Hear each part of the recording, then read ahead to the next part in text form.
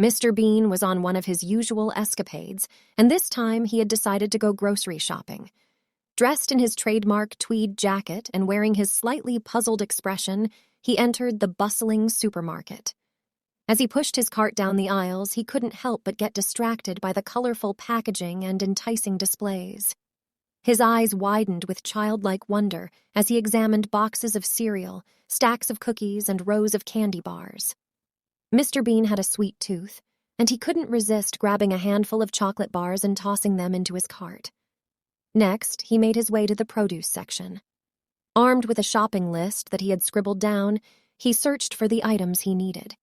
He picked up a bundle of bananas and began counting them meticulously. 1, 2, 3. He counted aloud, garnering puzzled looks from fellow shoppers.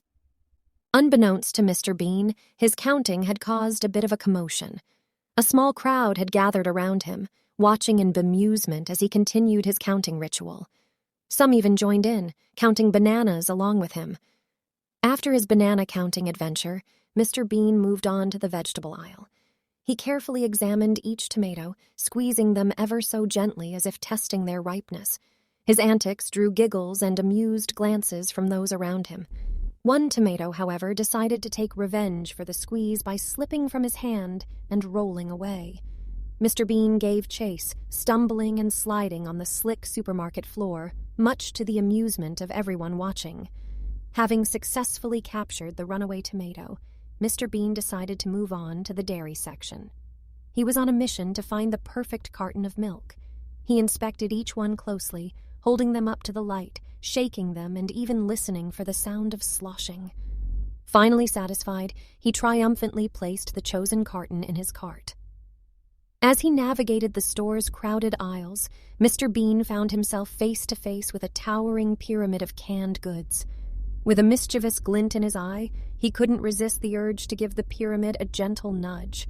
Much to his surprise, the entire display came crashing down in a cacophony of clanging cans.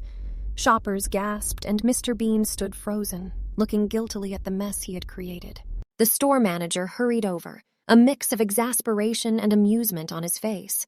Mr. Bean tried his best to apologize, his expressive face contorting into an array of apologetic expressions. The manager, unable to stay mad at the bumbling man, simply waved him off, chuckling. Finally, with his cart brimming with an assortment of items he had picked up during his misadventures, Mr. Bean made his way to the checkout counter. As he fumbled with his wallet, coins went flying in all directions, causing a minor frenzy as shoppers scrambled to help him collect them. In the end, Mr. Bean left the grocery store with a wide grin on his face, his shopping escapade having provided entertainment for everyone around.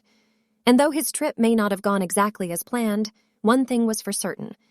A day with Mr. Bean was never dull.